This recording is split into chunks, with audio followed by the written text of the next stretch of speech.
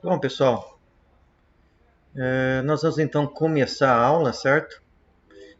Como a aula está sendo gravada, eu vou começar me identificando para ficar registrado aí na aula, certo?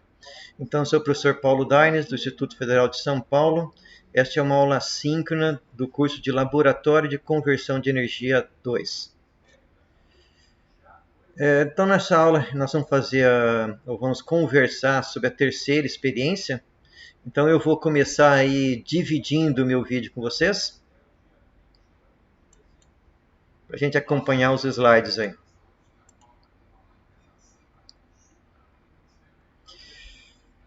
Vocês já conseguem visualizar meu vídeo? Joia.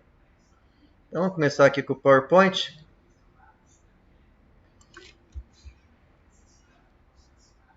Então, como eu falei para vocês, essa é a experiência número 3. Nós vamos continuar estudando aí a máquina síncrona.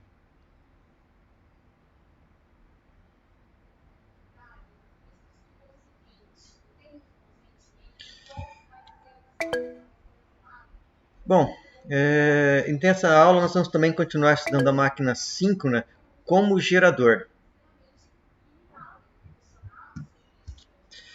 Então, para que a máquina síncrona opere como gerador, nós precisamos aí de uma fonte mecânica de energia externa, certo? No nosso laboratório, essa fonte é dada para uma máquina de corrente contínua, que foi objeto de estudo semestre passado. Mas, na prática, aí, né, numa hidrelétrica, por exemplo, essa energia mecânica seria suprida aí por uma turbina, né, que podia estar sendo gerada por água ou por vapor, né, dependendo se é uma hidrelétrica ou se é uma termoelétrica.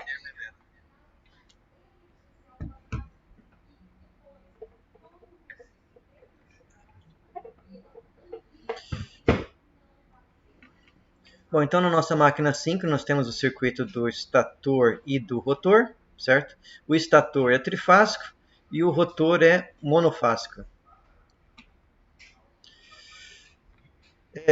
No experimento passado, nós discutimos aí na nossa última aula, nós falamos de um experimento onde a máquina síncrona ela funcionou de forma isolada, sem conexão com a rede elétrica, certo?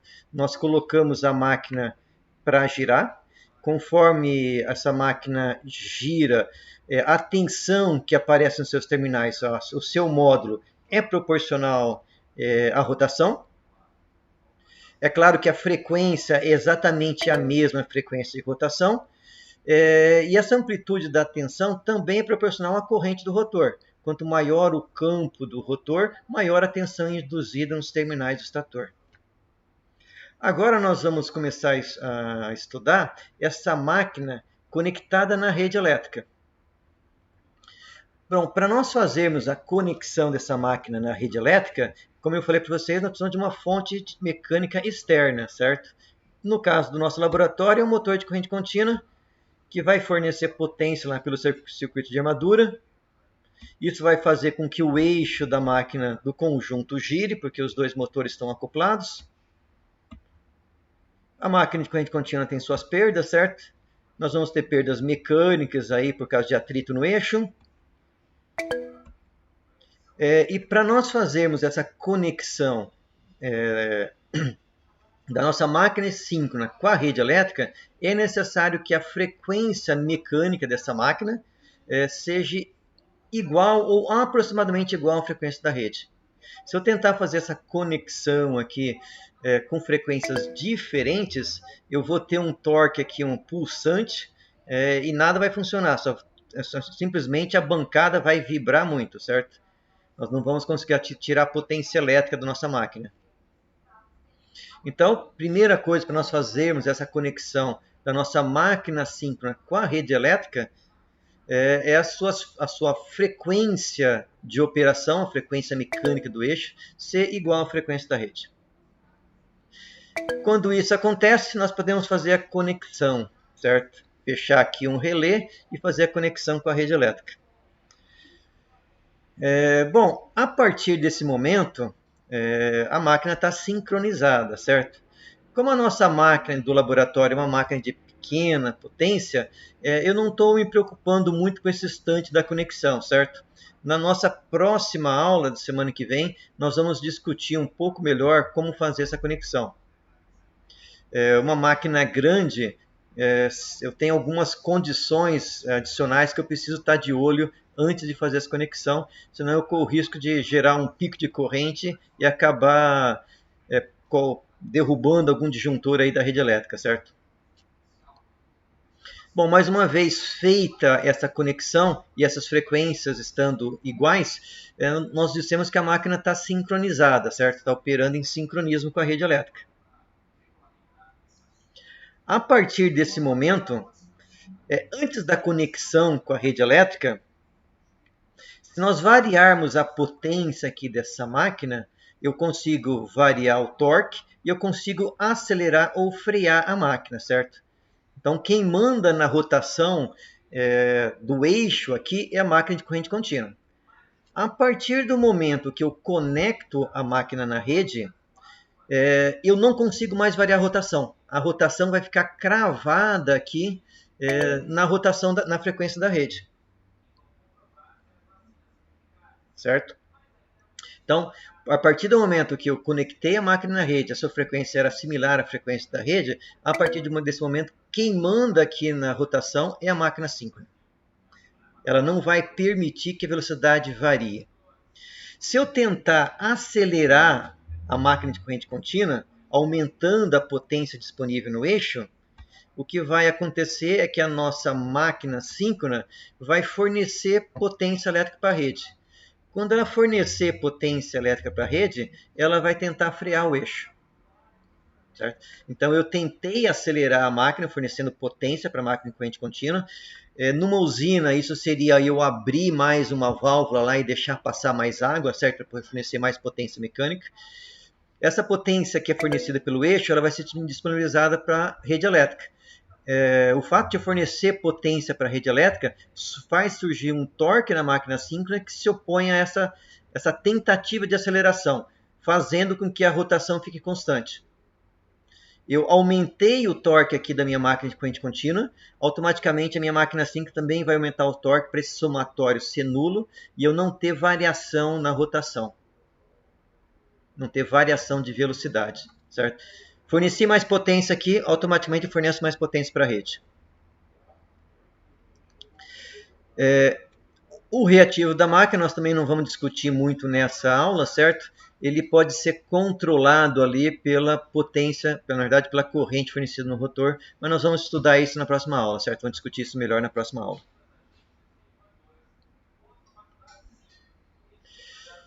Bom, se eu tentar fazer, em vez de acelerar aqui a minha máquina de corrente contínua, eu tentar fazer o inverso, tentar friar essa máquina, então, em vez de tentar acelerar, se fosse a turbina, o que eu ia fazer é diminuir o fluxo de água, certo? Vou lá na válvula e fecho a quantidade de água que está passando lá pela turbina hidrelétrica, certo? Bom, se eu fizer isso, então eu estou aqui tentando agora, em vez de acelerar o eixo, eu estou tentando frear. O que vai acontecer é que essa máquina síncrona, ela vai começar a puxar potência da rede, vai passar a operar como motor e esse fluxo de potência vai se inverter. Automaticamente, os torques das duas máquinas também invertem, certo? Quando eu passei a puxar potência aqui, o torque da máquina de corrente contínua tentou frear o eixo. Para manter a velocidade constante, o fluxo de potência se inverteu e o torque da minha máquina síncrona também se inverteu. Então, uma vez que essa máquina está conectada na rede, ela não permite mais que haja variação na velocidade do rotor. Certo? Se eu tentar acelerar, ela vai frear o eixo e vai fornecer potência elétrica. Se eu tentar frear, ela vai fazer o inverso, ela vai tentar acelerar e vai puxar a potência da rede elétrica. De tal forma que ela consiga aí cravar essa rotação. Então, aí do ponto de vista aí de balanço de energia, né, Isso aqui vale para qualquer máquina, não só para máquina síncrona. Se a minha máquina está operando como motor, ela puxa a potência elétrica da rede, uma parte dessa potência é perdida em perda Joule nas resistências, o que sobra vai estar disponível em campo magnético, que vai entrar no dispositivo ideal de conversão. Do outro lado, ele vai estar disponibilizando energia eletromecânica. Tenho minhas perdas mecânicas, o que sobra então está disponível para alguma carga conectada no eixo. Se ela estiver operando como gerador, o sentido é o inverso, certo? Eu estou puxando potência mecânica de alguma fonte de energia. Vou ter perda mecânica de atrito. O que sobrar aí é potência eletromecânica que vai entrar no dispositivo ideal de conversão. Na saída eu vou ter a potência eletromagnética. Vou ter de novo perda elétrica e o que sobra está disponível no terminal elétrico para fornecer potência para alguma carga, certo? Na máquina rodando em regime permanente, sempre potência eletromecânica é igual a potência eletromagnética. Certo? Então, em regime permanente, essas duas potências sempre são iguais. Durante algum transitório, pode acontecer alguma variação da energia armazenada no campo eletromagnético. Então, durante um período transitório, pode ser que essas duas potências não sejam iguais. Mas estabilizou, elas voltam a ser iguais.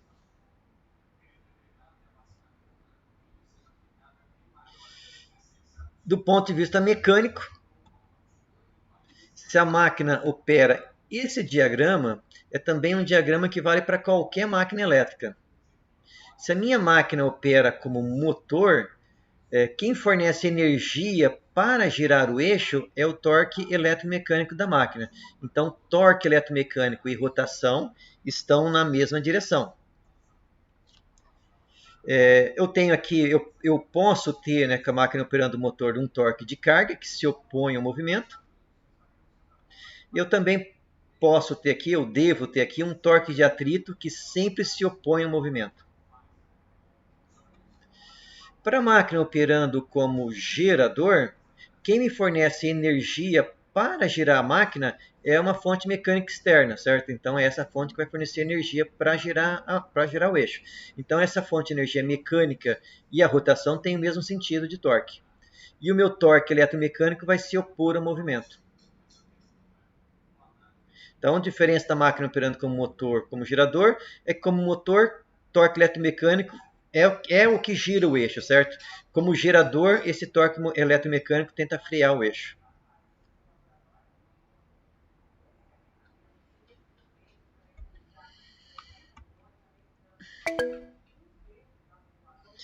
Então, relembrando aí a nossa design da nossa máquina, né? Nós temos uma máquina síncrona que tem um estator trifásico. E existem duas possibilidades de rotor, certo? O rotor ele pode ser de polo concentrado, ou, desculpa, ele pode ser de polo saliente, ou então pode ser de polos lisos. No caso da nossa máquina do laboratório, ele é de polos lisos. E é um rotor trifásico que nós vamos emular uma máquina monofásica no rotor. Bom, então nós temos ali o nosso estator. Cada fase é dividida em duas bobinas que estão sobre o mesmo eixo magnético. Então aqui eu tenho a fase U, duas bobinas no mesmo eixo magnético. 180 graus eu tenho a fase V, também dividida em duas bobinas no mesmo eixo magnético. E mais 120 graus a fase W, com suas duas bobinas sobre o mesmo eixo magnético. E o nosso rotor, a princípio, é trifásico, que nós vamos emular um rotor monofásico. Nesse experimento, nós então iríamos fazer essa máquina operar tanto como motor como gerador e mostrar que esse fluxo de potência ele pode se reverter. Para fazer isso, primeiro é que nós iríamos ligar essa máquina aí uma conexão delta. Então, primeira coisa de tudo enrolamentos da mesma fase, nós iríamos ligá-los em série. Então, o terminal negativo dessa bobina o 1, o 2, eu tenho que ligar no positivo, que é o U6, da próxima bobina. E faço isso para as 3 bobinas aqui, certo? Então, para as 3 fases, eu estou ligando essas bobinas em série. Bom, o início de uma fase, eu tenho que ligar no final da próxima para fazer a conexão em delta. Início da fase V, no final da fase W. Início da W, no final da U, certo? Então, se vocês redesenharem isso aqui, vocês vão ver que isso é uma conexão delta. A alimentação vai vir pelos terminais 1 sempre, certo? U1, V1, W1. O rotor, para nós emularmos aí um rotor monofásico, o que nós fazemos é curto-circuitar 2 bobinas, 2 fases, dessa ligação aqui em estrela, e alimentar esse motor pelo terminal K em relação aos 2 terminais curto-circuitados, LM. Professor, Oi. poderia repetir por que a gente faz a conexão delta, por favor? Foi uma opção do... Eu podia ter feito... eu também poderia ter trabalhado com conexão estrela, certo? Não foi só uma opção do experimento. Porque esse gerou uma tensão mais adequada para eu conectar com a rede. Deu resultados melhores para Tá. esse experimento específico. Mas em estrela você também teria os mesmos resultados, não? Também teria os mesmos resultados. Só que ele gerar uma tensão mais alta e eu não conseguiria fazer o teste exatamente do jeito que eu queria fazer, certo?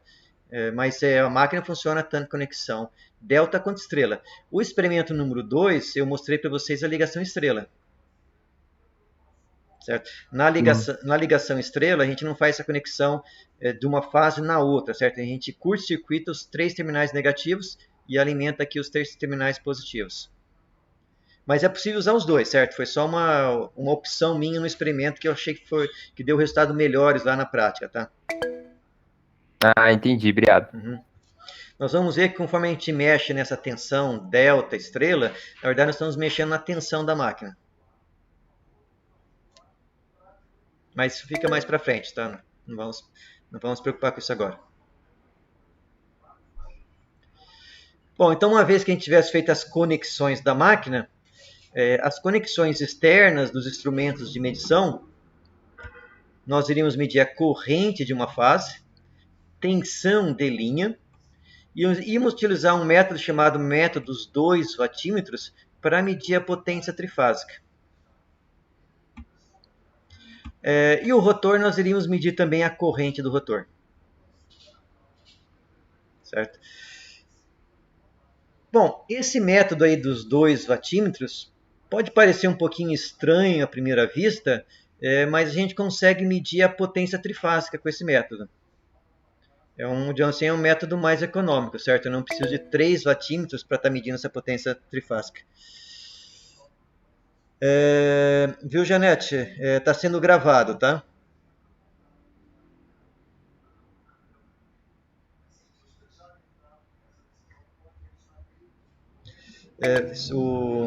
Esse vídeo vai estar sendo gravado, certo? E ele vai estar disponível para vocês consultarem depois offline. Assim como os vídeos do experimento 1 e 2 ficaram gravados. Eles estão lá no Moodle para vocês. Se vocês precisarem rever, eles estão lá.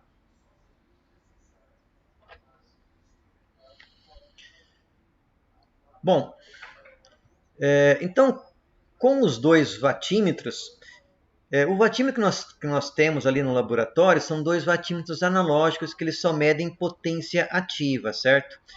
Mas a soma da potência ativa dos 2 watímetros vai dar a potência total. Como esse é um sistema trifásico equilibrado, a potência total, a potência chamada aparente, né, ela é igual a raiz de 3 vezes tensão de linha vezes corrente de fase. Por que é raiz de 3? Porque eu estou medindo aqui tensão de linha. Se eu estivesse medindo tensão de fase, seria vezes 3. Professor. Oi. Os 2 watímetros vão dar a potência ativa que você tinha falado? Exato. A soma da potência medida pelos 2 watímetros vai dar a potência ativa total. Eu vou colocar uma apresentação aqui, uma que eu vou mostrar matematicamente que essa soma é a potência total, certo? E outra coisa que eu vou tentar mostrar para vocês é que, apesar do sistema ser trifásico e equilibrado, essa potência que é medida em 1 vatímetro pode ser diferente da potência do outro vatímetro. Isso quer dizer que o sistema é desequilibrado? Não, o sistema é trifásico equilibrado. Só que eu estou tentando enxergar esse sistema como se fosse um sistema bifásico desequilibrado, quando eu faço isso aqui, certo? Mas, e depois, multiplicando por raiz de 3 a potência ativa total, a gente vai ter a potência reativa. Não, a potência ativa total, o P, é a soma desses dois, certo? Então, essa potência aqui é potência do vatímetro 1 mais potência do vatímetro 2. A potência aparente, o S, né, é a tensão de linha, corrente de fase, vezes raiz de 3. Uma vez que eu tenho essas duas potências, eu consigo calcular a potência reativa. Ah, tá. É porque nas medições só tem uma potência, só tem um valor de IS na tabela. Uhum. Porque o IS só tem um, certo? Porque eu tenho a tensão, a corrente, eu só tenho um S, certo? Porque eu não estou medindo pelos vatímetros, o S. O IS, então, vai ser o mesmo para todas as medições? Não, porque a corrente vai variar.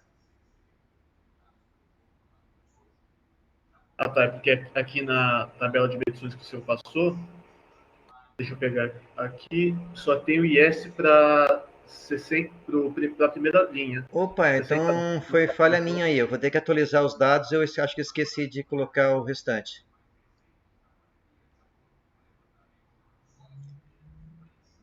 Eu vou então depois atualizar essa tabela aí, certo? Eu acho que foi mancada minha aí. Ah, beleza. Uhum. Professor. Oi. Diga, Pedro. Uma dúvida. Lá no laboratório que tem já é um vatímetro que ele já calcula a potência com a corrente eficaz, ou você monitora a corrente e a tensão e calcula a potência? Exatamente isso, Pedro. A gente, o vatímetro que nós temos lá no laboratório, ele é um vatímetro analógico, certo? Então ele só dá potência ativa. Nós temos aí vatímetros digitais hoje que fornecem tudo, certo? Ele te dá potência ativa, reativa, pluripotência. Só que, infelizmente, esses vatímetros que nós também temos ali no almoxerifado, eles não estão adequados para essa ordem de tensão e potência que nós estamos trabalhando aqui, certo? Nós temos ali uns alicate vatímetros, que são digitais, que eles são para correntes maior que 100 amperes e para tensões também acima lá de 220, certo? Aqui nós íamos trabalhar com correntes de meio a 2 amperes no máximo e com tensão aqui de 40 a 60 volts. No caso, a corrente você mede com um alicate amperímetro, é isso? Pode no laboratório. Nós não estamos usando o alicate. Nós não estamos utilizando o alicate amperímetro pelo mesmo problema. Os alicates amperímetros que a gente tem no mercado são para correntes muito altas. No experimento, eu faço 2 experimentos com máquina de corrente contínua conectada na rede, certo? Essa máquina de laboratório, que é uma máquina de muito pequena potência, certo? Ela trabalha ali com correntes até 5 amperes em alguns casos, certo? E tensão de 40 e poucos volts, 60. Então, ela é uma máquina de potência muito baixa para laboratório, certo? Então, tanto os alicate amperímetros quanto os alicates vatímetros que a gente tem no mercado são para potências muito mais altas. Então, eu não consigo ter uma boa resolução nas medidas utilizando esses equipamentos digitais que nós temos no almoxerifado, tá? Entendi. Eles não estão adequados para o nosso laboratório. E no Boylested, esse método dos 2 vatímetros, quando ele descreve lá no livro dele, né? Uhum. Ele não mede essa corrente na fase comum aí. Eu estou medindo. Você está aplicando o vatímetro nas 2 linhas, na L1 e L3, né? E pegando a corrente nessas linhas, L1 e L3, e a tensão entre L1 e L2 e L2 e L3. E lá não consta esse... Viu, Pedro? Para o vatímetro aqui, eu tenho que medir a corrente de uma das fases, certo? A corrente de uma segunda fase e as bobinas de tensão dos vatímetros, elas têm que estar em relação à fase do seu amperímetro em relação a uma fase comum. Então, isso aqui é a ligação do vatímetro, certo? Então, o vatímetro ele tem 4 entradas. 2 para medir tensão e 2 para medir corrente, que estão representadas por um amperímetro do vatímetro e um voltímetro do vatímetro. Nesse método dos 2 vatímetros, uma fase, que é a que não está sendo medida de corrente dos vatímetros, é a fase considerada comum aqui, certo? Como se fosse um neutro de um sistema bifásico. Esse amperímetro aqui, ele poderia estar em qualquer fase, tá? Porque o sistema trifásico equilibrado, a princípio essas 3 correntes são iguais. Então eu poderia colocar esse amperímetro, que não é do vatímetro, tá? É um amperímetro mesmo. Ele poderia estar em qualquer uma dessas 3 fases para eu poder calcular a potência aparente total. E o voltímetro também poderia medir tensão em qualquer 2 fases aqui, certo? Que seria a tensão de linha. Tá joia, Pedro? Uma vez eu apliquei eu fiz um trabalho de pesquisa e apliquei esse método dos 2 vatímetros, monitorando a corrente, né, as correntes nas linhas laterais ali, né? Só que eu fiz a aquisição em Arduino. E aí deu um problema danado, porque a tensão você pode medir normal, ele registra lá. Agora a corrente ela varia no ciclo de 60 Hz lá, né? Aí dava uma bagunça danada, porque às vezes eu estava calculando, dava 0, dava 1. Aí eu resolvi que no próprio Arduino tinha um programinha que ele pegava a corrente eficaz, você determinava o número de ciclos, e aí você conseguia calcular uma corrente ali. Exatamente, porque a corrente. Mas apanhei pra caramba. Porque a corrente é senoidal, Pedro. Você estava calculando potência instantânea. Como eu já pus tudo no Arduino para ele calculando tudo, tava uma bagunça. Mas aí eu achei esse programinha lá uma biblioteca do Arduino que faz esse cálculo da corrente aí. Perfeito. Pega 60 e calcula eficaz. Tá bom, então. Tá joia, professor. Por nada. Vamos seguindo aí. Então, métodos 2 vatímetros, certo? O S vai ser potência reativa, né? Não, o S é a potência aparente, é a potência total. Ah, tá. Potência aparente total. Exato. No triângulo retângulo, o S é a hipotenusa. O P e o Q são os catetos, né? Então, P é a potência ativa e o Q é a potência reativa.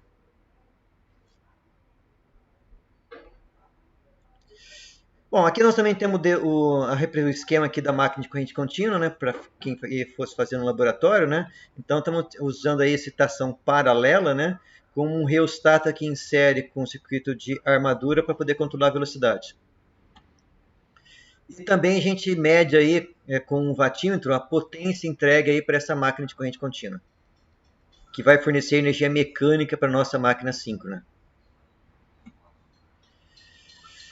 Bom, aqui é uma demonstração de como esse método dos 2 vatímetros consegue medir a potência trifásica total, certo?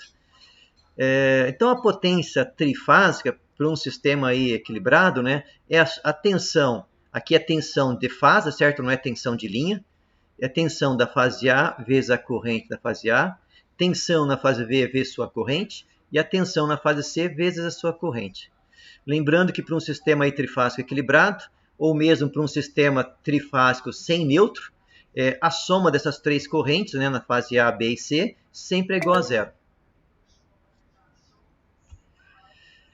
Bom, o método dos 2 vatímetros, nós estamos medindo lá a tensão da fase A em relação a B, então tensão VAB, e a tensão da fase C em relação a B.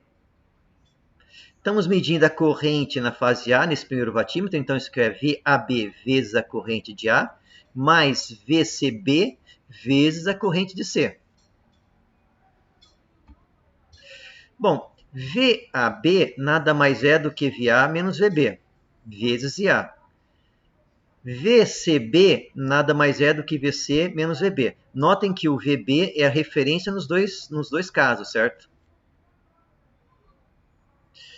Bom, eu posso então pegar o IA, multiplicar pelo VA, IA vezes também VB, então tenho VA menos VB e faço o mesmo aqui com IC, certo? Também aplica a propriedade distributiva. VC menos VB. Bom, meu próximo passo aqui é pegar o VB que aparece nesses dois termos e isolar as correntes, certo? Então eu tenho o VA vezes IA mais o VB vezes menos IA menos IC mais o VC vezes IC. Notem que se eu vier aqui e isolar a corrente IB é igual a menos IA menos IC. Ou seja, menos IA menos IC é IB. Então, notem que por esse método aí dos 2 watímetros, medindo tensão de linha e corrente, na verdade eu estou medindo a potência trifásica. Por quê? Depois dessa rearranjo matemático, eu mostrei que por esse método aqui, eu estou medindo exatamente a mesma potência se eu estivesse usando 3 watímetros e medindo tensões de fase.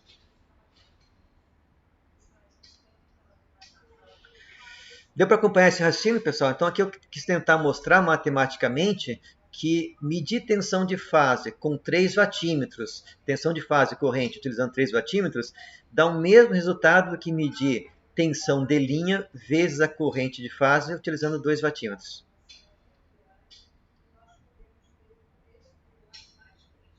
Eu tentei demonstrar matematicamente que essas coisas realmente são verdadeiras, tá?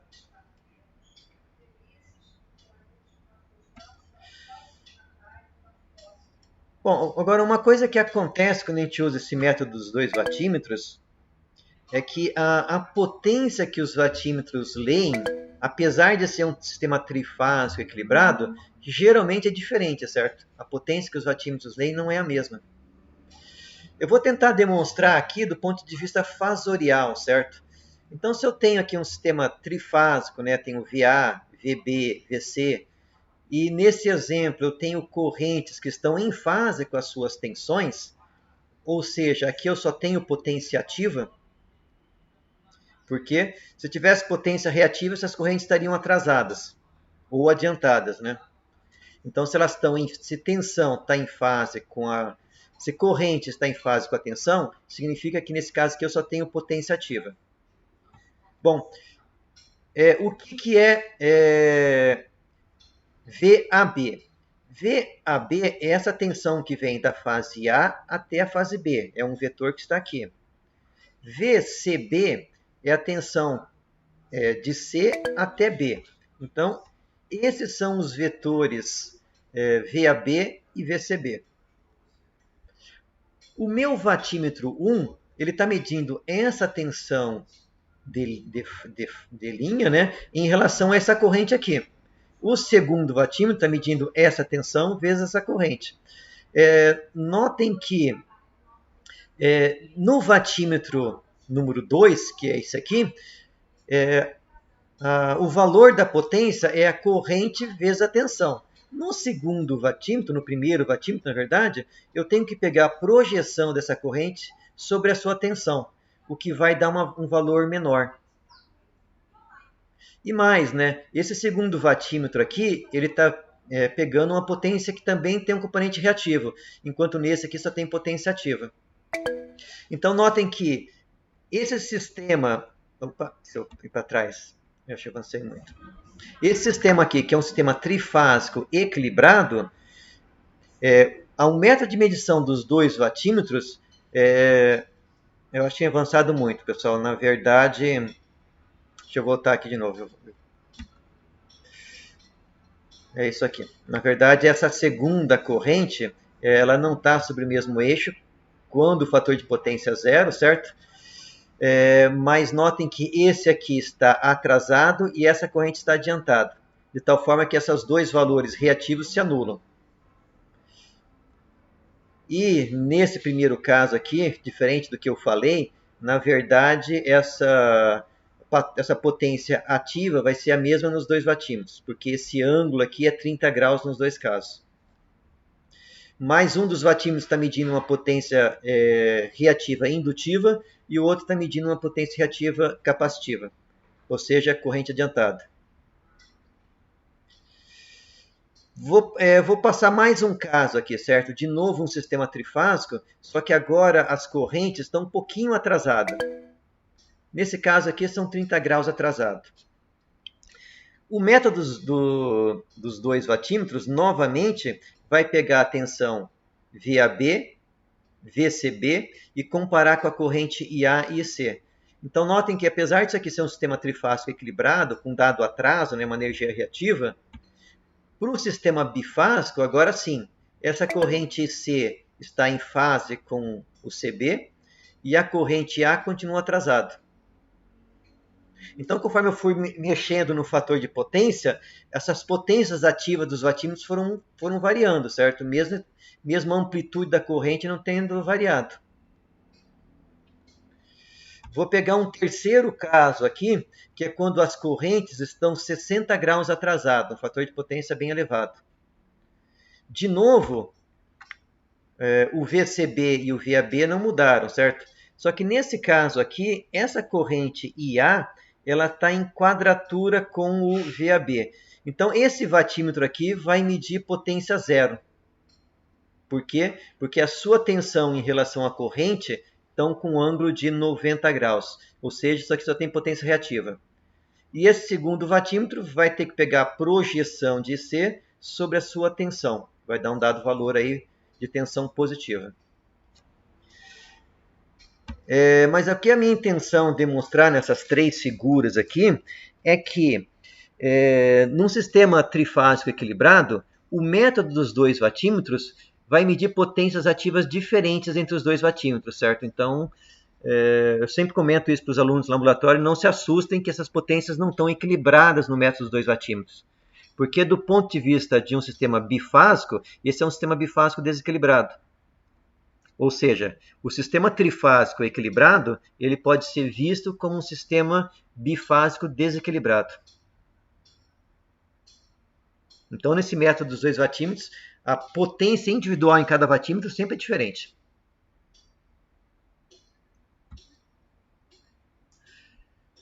Tranquilo, pessoal?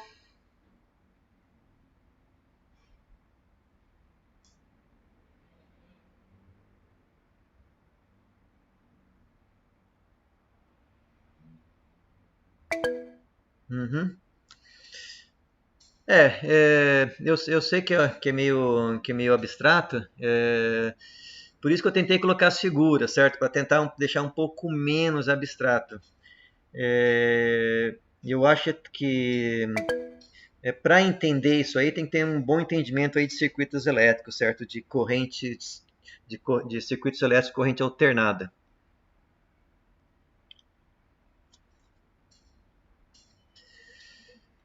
Bom, conforme eu comentei já no início da aula, né, o torque de uma máquina síncrona, ele só tem torque exatamente na velocidade síncrona. Então, a curva de torque em relação à velocidade é uma reta. Uma reta aqui na vertical, exatamente em cima da velocidade síncrona. Bom, toda máquina tem limites aí de potência e torque, certo? Então, enquanto essa máquina, no seu eixo, não exceder esse torque máximo e mínimo que a máquina consegue manter, a velocidade vai ficar cravada. Se a minha carga externa exceder esse limite de torque, o que vai acontecer é que a máquina vai sair de sincronismo e a velocidade vai começar a se alterar. A partir desse momento, o torque passa a ser pulsante e quem vai controlar a velocidade é o torque externo, certo? É a fonte de energia mecânica externa. Aí ela pode acelerar ou frear o eixo e a máquina vai ficar aqui pulando ali com esse torque pulsante, certo? Mas enquanto eu não ultrapassar esses 2 limites, eu não consigo alterar a velocidade. A não ser que por meio de um inversor de frequência, eu consiga mexer na frequência de alimentação do estator, certo? Então, com um inversor de frequência, eu consigo fazer isso. Máquina de ímã permanente, boa parte dos servomotores são máquinas com ímãs permanentes, certo? Esses servomotores, eles sempre são acionados com inversores. Por quê? Como só tenho torque na velocidade síncrona, para eu partir um motor de ímã permanente, eu preciso começar com uma frequência do estator quase nula e aumentando essa frequência aos poucos, de tal forma que eu consiga acelerar a máquina. Então esse é o problema das máquinas síncronas operarem com um motor, certo? Eu só consigo fazer ela partir se eu tenho um inversor de frequência. Máquinas síncronas mais antigas, algumas máquinas elas tinham no seu rotor um rotor de uma máquina de indução com barras, né, aqueles rotor Garrod-Skilo que nós vamos estudar na próxima máquina, e também o rotor bobinado. Então, essas máquinas síncronas mais antigas, elas partiam como sendo uma máquina de indução. Depois, quando chegava próximo à sua velocidade síncrona, ela entrava em sincronismo e passava a funcionar como máquina síncrona. Mas isso a gente não vai estudar aqui na nossa matéria, certo?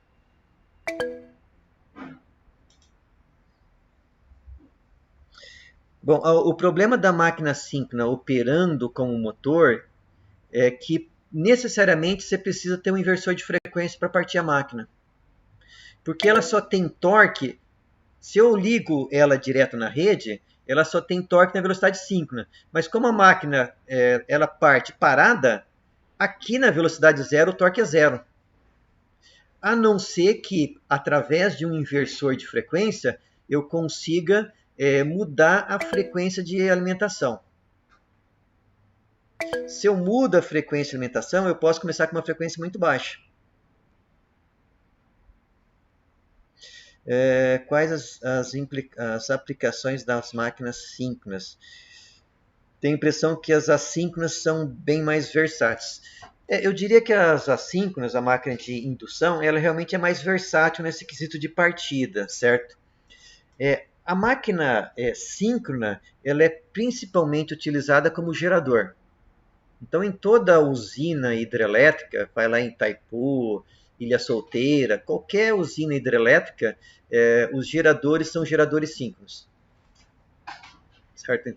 Por quê? Porque num gerador, quem parte a máquina não é a própria máquina, mas sim a turbina que está fornecendo a energia mecânica. Então, para a máquina operando como gerador, partida não é problema. Você tem uma fonte de energia mecânica que acelera o eixo, até chegar nessa velocidade síncrona, aí você pode fazer a conexão na rede. Agora, numa fábrica ali, eu tenho uma máquina de ímã permanente, por exemplo, que é uma máquina síncrona, certo? Para fazer aquela máquina partir, eu preciso de um inversor de frequência. Porque se eu tentar pegar essa máquina síncrona e conectar direto na rede, a máquina está parada, a frequência do estator é seus 60 Hz, o resultado é que o torque de partida é nulo, a máquina não funciona, ela queima, certo? Se eu tentar fazer isso.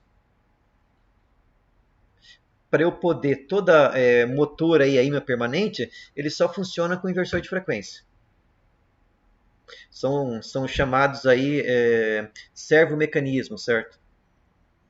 Em geral, eu vou ter um encoder conectado no eixo para saber a posição. Isso realimenta no inversor e o inversor consegue controlar a rotação. É um sistema que tem uma precisão muito boa aí na controle de velocidade, certo? Tranquilo, Murilo? Deu para... Tanto para o Caio quanto para o Murilo aí. Deu para entender a explicação? Ok. Professor, tem uma dúvida. Diga. Em relação à máquina de corrente contínua, quando você põe mais potência nela, você aumenta a velocidade dela, né? Certo. E quando você aumenta a velocidade dela, você está aumentando a frequência também, ou não? A máquina de corrente contínua, sim. Isso. E aí o estator e o rotor, eles têm que operar na mesma frequência? Não esqueça que está falando de máquina de corrente contínua. Não tem sentido falar em frequência elétrica. Porque é corrente contínua. Pelo mecanismo de comutação, na máquina de corrente contínua, os dois campos estão sempre em quadratura. Mas quem garante isso é o mecanismo de comutação ali das escovas do motor, certo? Agora, nas máquinas de campo girante, que são a máquina síncrona e a assíncrona, o campo do estator não está parado, ele está girando ali, e está girando no que a gente chama de velocidade síncrona. O que é velocidade síncrona? Se a rede é 60 Hz, a velocidade síncrona, você pega isso, multiplica por 60, dá 3.600 RPMs. Então, a velocidade, a frequência elétrica que você impõe no circuito estator é a mesma frequência na máquina de 2 polos. Depois nós vamos ver questão de 4 polos, mas eu vou focar por enquanto na de 2 polos. A frequência do campo girante gerado pelo estator também é 60 Hz. Certo? O rotor, no caso, vamos falar primeiro da máquina síncrona, certo? Vou esquecer a assíncrona por enquanto. Ele tem o seu campo em relação ao estator parado, certo? Porque a bobina do meu rotor, acho que eu tinha um desenho melhor no experimento 2.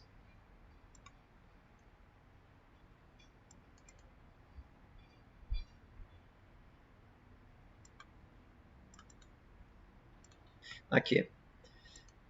Tanto faz se é um rotor de polos lisos ou de polos salientes, se eu coloco um campo aqui contínuo, uma corrente contínua nessa bobina, isso vai me gerar um campo nesse sentido, certo? Nesse caso aqui na vertical. Só que esse rotor vai estar girando, certo? Então, em relação ao rotor, o campo está parado. Mas em relação ao estator, devido ao fato do rotor estar girando, o campo vai estar girando. E para a máquina funcionar, ele tem que estar girando na mesma velocidade do campo do estator, que é 60 Hz. Se eles não estiverem na mesma velocidade, uma hora esses campos se alinham, outra hora eles se desalinham e a velocidade vai ser pulsante. A velocidade não, o torque vai ser pulsante. Então, essa máquina síncrona, os dois campos estão girando, certo? O campo gerado pelo estator, eu mostrei no primeiro experimento, né, quando você tem essa forma de onda da força magnética motriz senoidal e alimenta com tensões senoidais, isso dá um resultado, um seno que está se movimentando aqui dentro. E está se movimentando em que velocidade? Na velocidade da alimentação do estator. Então, se a minha rede elétrica é 60 Hz, o campo girante gerado pelo estator vai ser 60 Hz. Certo, entendi. Obrigado. Nada.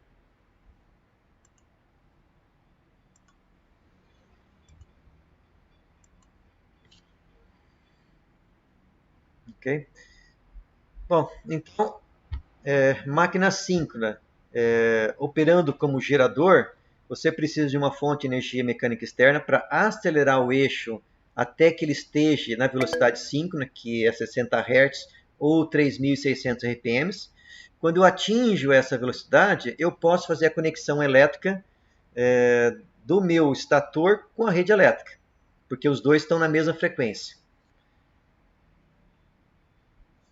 Bom, no experimento no laboratório, o nosso objetivo seria... bom, primeiro, para eu fazer isso no laboratório, eu preciso me certificar que as duas máquinas estão girando no mesmo sentido, certo? Porque esse gerador síncrono, ele pode girar para dois lados diferentes. Então, eu tenho que ter certeza que a minha máquina de corrente contínua e que a minha máquina trifásica giram para o mesmo lado, certo? Uma vez que eu me certifico que elas giram para o mesmo lado, eu aciono a minha máquina de corrente contínua até atingir 3.600 RPMs. Ok? Eu ajusto a tensão da minha máquina síncrona para ter uma tensão de 42 volts, que é a mesma tensão que eu tenho no painel do meu laboratório.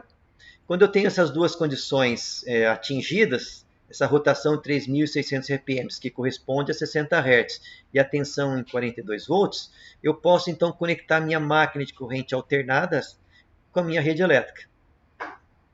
A partir desse momento, se eu tentar acelerar a máquina de corrente contínua, eu não consigo mais acelerar, certo? E se eu tentar frear, ou seja, reduzir a tensão da máquina de corrente contínua, eu também não consigo mais frear, certo? Na verdade, eu freio, só que a minha máquina síncrona reage e compensa acelerando, certo? Então, quando eu tento frear a máquina de corrente contínua, eu vou puxar a potência da minha máquina síncrona, e quando eu tentar acelerar, eu vou fornecer potência.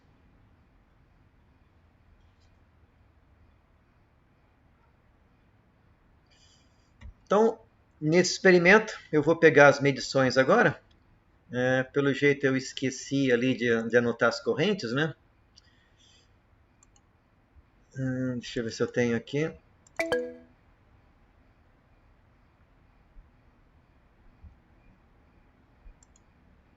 Realmente foi uma falha minha aí, faltou as correntes.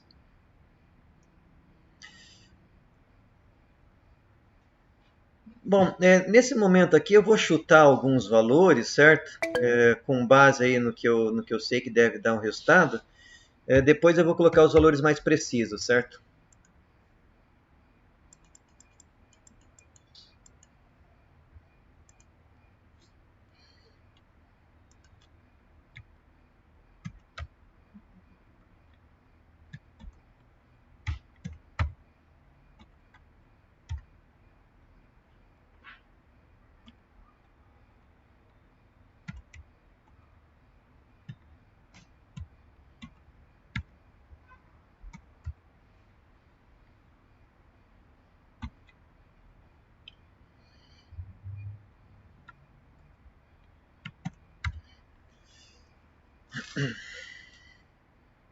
Bom, o que a gente, qual que é o procedimento que geralmente eu adoto ali no laboratório, certo?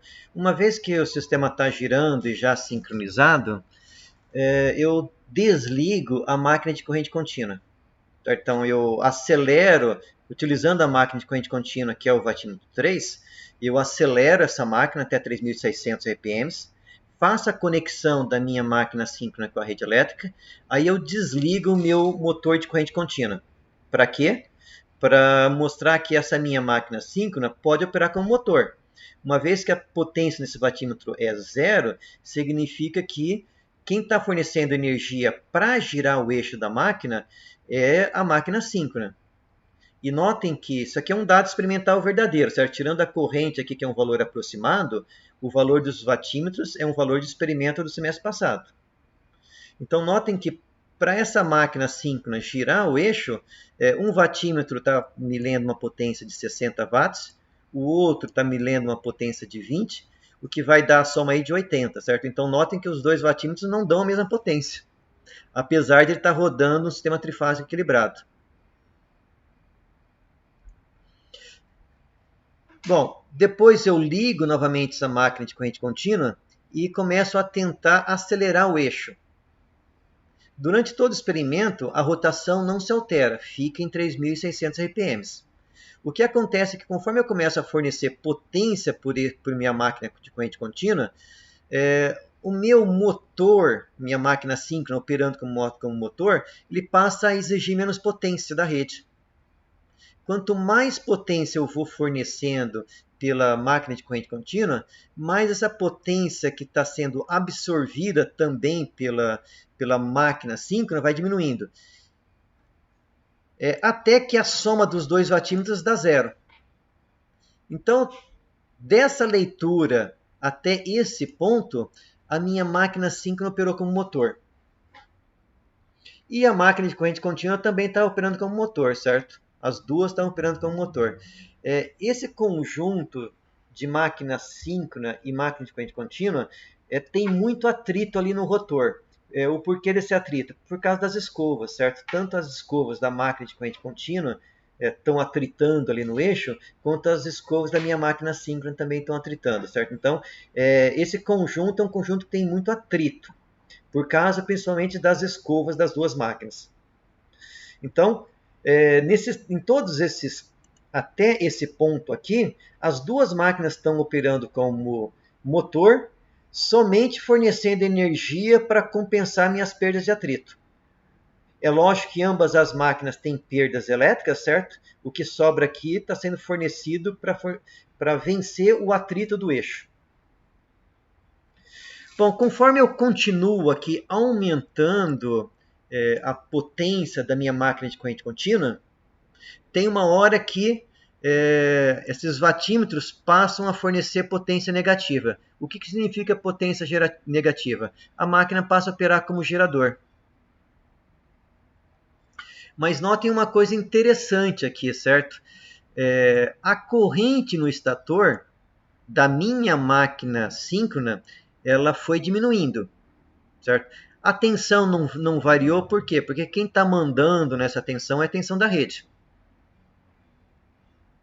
E a minha rede elétrica na minha bancada é de 45 volts em 60 Hz. Então, conforme eu fui aumentando aqui a potência da minha máquina de corrente contínua e a potência da minha máquina síncrona foi diminuindo, a corrente na máquina síncrona também foi diminuindo, certo? Mas mesmo quando a potência na máquina é zero, a sua corrente não chegou a zero, certo? Ela chegou num valor mínimo aqui. Por que que essa corrente aqui não zerou? Porque que quando a potência ativa na minha máquina é zero, a sua corrente no estator não é zero? Porque a energia reativa nesse caso não está zero, certo? Então, se eu for calcular aqui a potência total, eu vou conseguir chegar numa potência reativa aqui que é diferente de zero. Então, essa corrente que eu estou medindo quando a soma dos dois vatímetros dá zero, é uma corrente puramente reativa. Conforme eu continuo aumentando aqui a potência, então, na minha máquina de corrente contínua e a minha máquina síncrona passa a operar como gerador, a corrente na máquina volta a subir. Mas lembre que o amperímetro só mede módulo, certo? Ele não está medindo se essa corrente é ativa ou reativa, tá? Está medindo somente o módulo.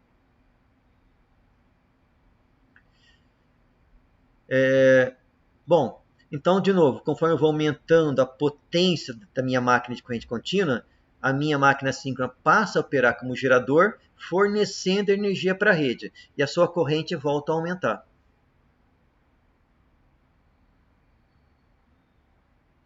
Então, é isso que a gente observa no laboratório quando realiza esse experimento. E como eu falei para vocês, de novo, esses são dados reais, certo? A corrente são valores aproximados. Depois eu vou atualizar ali esse arquivo, certo? E vou colocar os valores reais que nós tivemos na medida lá no experimento.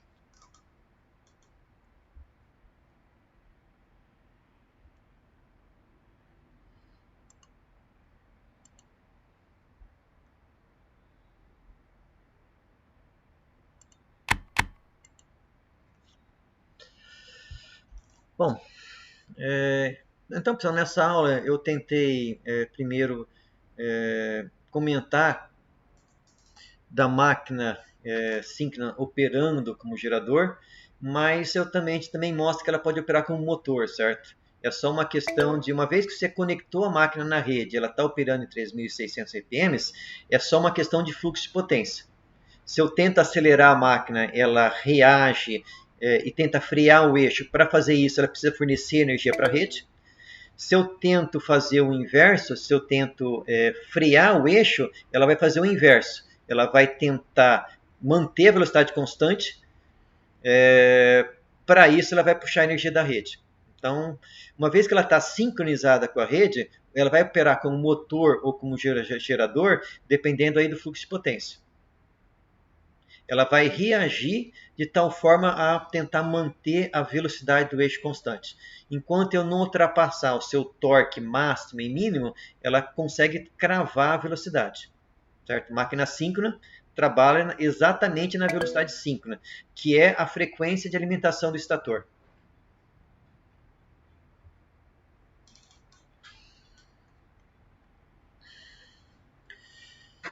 Tranquilo, pessoal? Eu sei que no laboratório seria bem mais interessante, certo?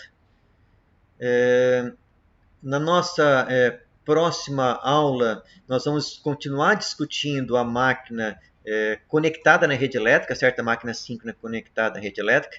E tem um vídeo de um experimento.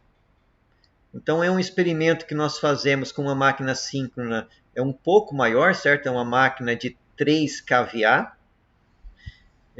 que a gente conecta ela na rede. E para fazer esse experimento é um experimento mais complexo. Tem 4 máquinas que nós precisamos utilizar para fazer o experimento. Uma máquina de indução trifásica, um gerador DC, um motor DC e, por último, a máquina síncrona. Um conjunto que nós temos lá no laboratório do piso inferior. Então tem um vídeo que eu gostaria que vocês assistissem, certo? Assim que eu liberar ali o experimento 4. É um vídeo ali de uns 25 minutos que a gente demonstra o funcionamento de todo esse sistema aí. E também vamos fazer mais alguns comentários sobre como fazer o sincronismo da máquina conectada na rede elétrica. Essa máquina do kit da De Lorenzo ali, dos laboratórios que nós temos, aquelas máquinas amarelas que nós temos lá no segundo piso, elas são máquinas de muito baixa potência, certo? Elas têm no máximo ali uns 100, 100 e poucos watts. Então não tem muita preocupação o stand que você conecta ela na rede.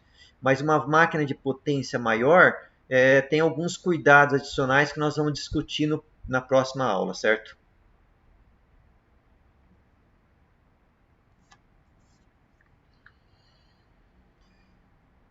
Tranquilo, pessoal?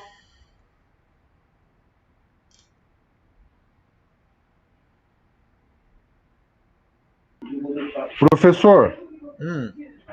esse experimento 4 o senhor pretende disponibilizar ainda agora, antes do período de recesso, e a entrega é para janeiro? Sim. Nós vamos ter um relatório do experimento 3. O experimento 4, eu estou pensando como que eu vou fazer ainda. Eu acho que eu vou fazer diferente de um relatório, eu vou colocar algumas atividades online ali com algumas perguntas. Então, o experimento 3 vai ter, certo? Vocês vão fazer um relatório até semana que vem, né? Assim que eu atualizar o arquivo com as medidas, porque está faltando as correntes. O experimento 4, eu acho que eu vou fazer somente algumas perguntas ali que vão estar online. Na verdade, online não, né? Vão estar lá no Moodle, certo? Não vai ser um relatório, acho, experimento 4. Ok. Realmente, viu, Murilo? Ligar essas máquinas é algo complicado. Eu encontrei umas fotos de um problema que aconteceu numa usina russa. Eu acho que eu vou aproveitar já que eu vou mostrar para vocês, eu ia mostrar na próxima aula, mas acho que eu vou me adiantar que a gente está com tempo. Vou ver se eu encontro aqui. Eu já coloco para vocês. Vou compartilhar aqui minha tela de novo. Mas, de novo, isso aqui é mais uma curiosidade, né?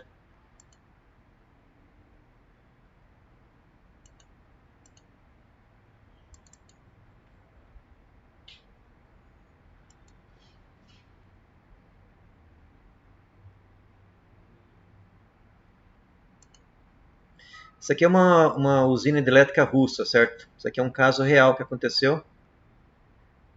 É uma hidrelétrica, certo? Então aqui uma outra visão dela. Aqui a visão interna da casa de máquinas. Cada um desses redondos aqui é uma turbina. Então nós temos na sequência, se eu fosse fazer um corte, eu teria o rotor e o estator e mais abaixo a turbina. Isso aqui é o que aconteceu com a usina. Ninguém sabe ao certo o que aconteceu, tá? Mas aconteceu um problema em uma das turbinas, que essa turbina, por algum motivo, ou entrou algum tronco de alguma árvore, alguma coisa que fez com que o rotor quebrasse. Isso fez com que a água da turbina vazasse para o rotor e vazasse para esse terminal aqui. Saiu tanta água que destruiu aqui toda a cobertura da casa de máquinas.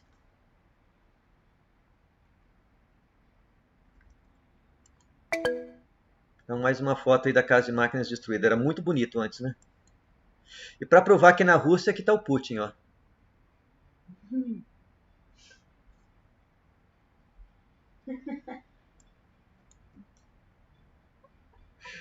Aqui dá para ver, então, aqui, por exemplo, isso aqui é uma parte do rotor, né? Olha o tamanho da pessoa e olha aqui o tamanho do rotor, né?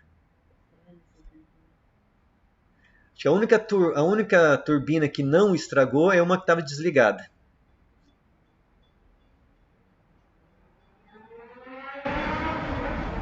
Isso aí é recuperável? Vai ter que fazer tudo de novo, né? A usina foi recuperada, sim, ela voltou a funcionar, pelo que eu ouvi falar. Mas foi ter que ser feito tudo de novo, né? Parte aqui civil, né? Teve que ser refeita, né? Como você diz, a barragem não rompeu, certo? O que rompeu foi uma das turbinas que ou foi algum problema, não vou falar que foi problema de rolamento, né? Alguma coisa aconteceu com a turbina que vazou água para o circuito do rotor e daqui então causou uma falha catastrófica que vazou água para todo o restante aqui. Ninguém sabe direito o que aconteceu, né? Porque isso aconteceu lá na Rússia, né? E as informações são meio restritas, né? Você não tem muito acesso a essas informações, né? Sempre tem aquelas teorias de conspiração, né? Que está fazendo algum tipo de experimento, né? Mas a gente não sabe ao certo o que aconteceu lá.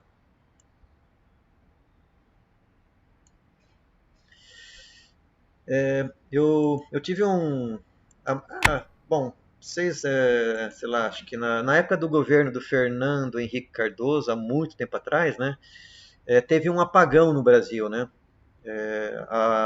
Praticamente todo o sistema elétrico do Brasil parou.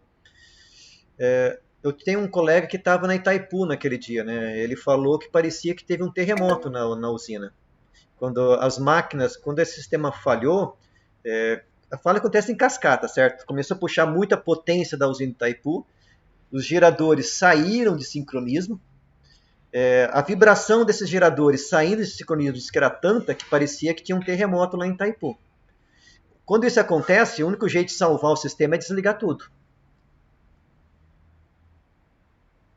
Certo? Eu tenho a impressão que a causa ali do problema na usina russa não foi elétrico, foi mecânico. Mas, como eu falei para vocês, a gente não sabe o que pode acontecer, né? Então, operar esse sistema parece que é algo à prova de falhas, né? Mas vocês veem que falhas catastróficas podem ocorrer.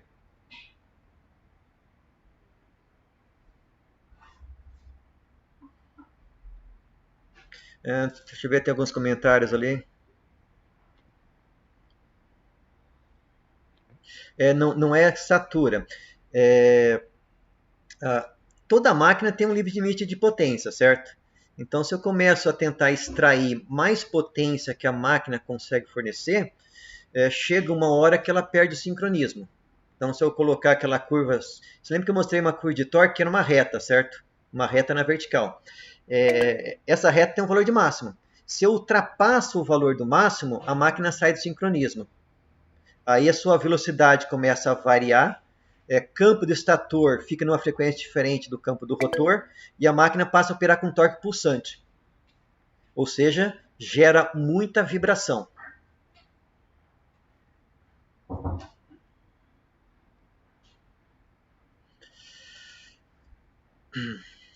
Ok. Professor, Oi.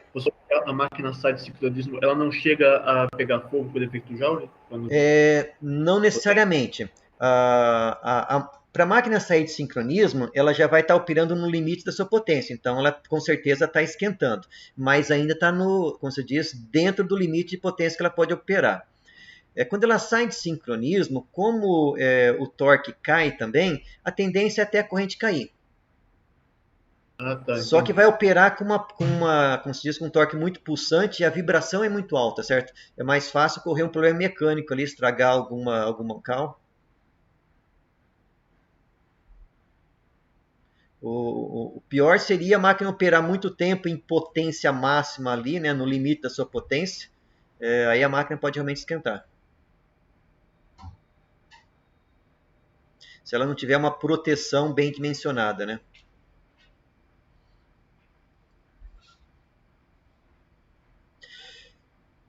Seria uma possibilidade, viu, Murilo? A vibração, mas eu tenho a impressão que a falha foi mecânica.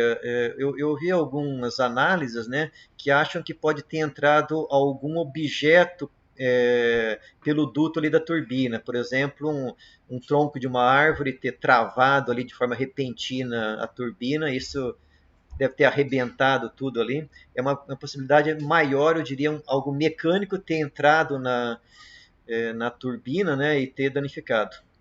Eu acho que a probabilidade é maior.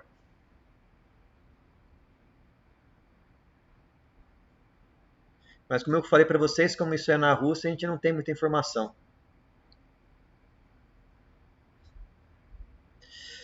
Tranquilo, pessoal? Bom, isso é o que eu tinha aí para a aula de hoje. Se vocês não tiverem nenhuma dúvida, mais nenhuma pergunta ou curiosidade?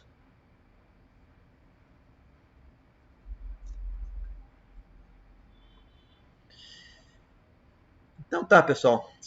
Não tendo mais nenhuma pergunta aí, eu vou estar então encerrando a nossa aula de hoje. Semana que vem nós continuamos aí falando ainda de máquina síncrona, certo? E também discutir um pouquinho melhor como conectar a máquina na rede elétrica. Professor, Oi, Pedro. só uma questão administrativa Uhum, com relação aos relatórios. Também vale para, na verdade, o meu caso específico é de laboratório de conversão que eu estou fazendo uhum, simultâneo. Os 2 primeiros relatórios eu entreguei no prazo. Tem um que o prazo limite com aquele 1 dia de antecedência é outro. Esse daí eu não vou, porque se eu for entregar hoje, não tá bom o relatório para entregar ainda, entendeu? uhum. Qual que seria essa penalidade? O senhor estabeleceu, assim, 10 dias, tantos por cento? Na verdade, a rigor, eu não deveria aceitar, Pedro, mas eu sou um pouco flexível, acabo aceitando. Mas eu tenho que dar uma penalidade na nota, tá? Eu ainda não sei exatamente o valor. Porque eu tenho uma opção de mandar hoje de qualquer jeito, mas aí Uhum, acho que o relatório não está muito bom ainda, né? Tem que dar uma uhum, aprofundada lá. Ou entregar em 2 dias, 3 dias, bem feito, né? Aí é uhum, isso que eu queria saber se vale mais a pena eu mandar de qualquer jeito, porque senão a penalidade é muito grande, uhum, ou tentar completar aí nos 2, 3 dias aí e mandar direito. O que o uhum. senhor Pois acha? é, Pedro, aí não... fica difícil te falar isso aí, tá? Tá bom. Se você perder a data ali, me manda por e-mail. Tá bom, então. Tá ok. Obrigado, hein? Tá, por nada. Bom, pessoal, então, até a semana que vem aí. Até mais aí.